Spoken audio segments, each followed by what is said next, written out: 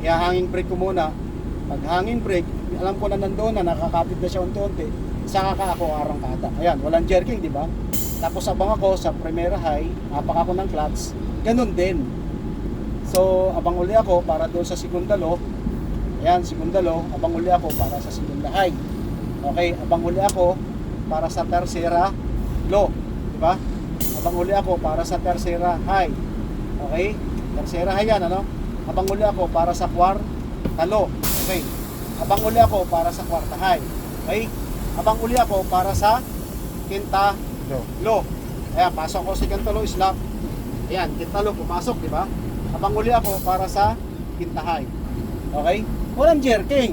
Kasi bakit? Hindi ko binago yung templada ng clutch ko. Sa arangkada, sa pag-change gear, sa pagbitaw ng clutch, pag-apak, kumplito.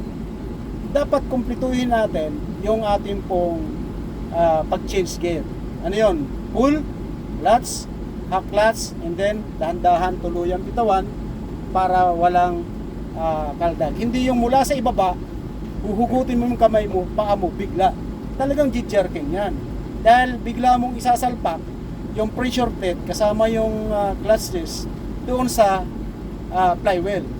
Gugulatin mo siya, kaya yung truck mo lulundag. Nakuha mo ba yung ibig sabihin? Yung theory. Ha? Kasi pag hindi natin nakuha yun, panay lang ano, arangkada, lulundag. Pag nag-change gear ka, mag-jerk yung truck. Nakuha mo?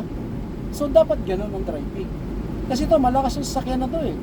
Hindi ito pangkaraniwan sasakyan na lagi lang siya tumatakbo ng walang laman, okay lang, tumatakbo siya. E pag nanaludan yan, tapos ganun, panay ang jerk ng sasakyan mo, pwede masira yung transmission. Okay, kuha mo? Sige.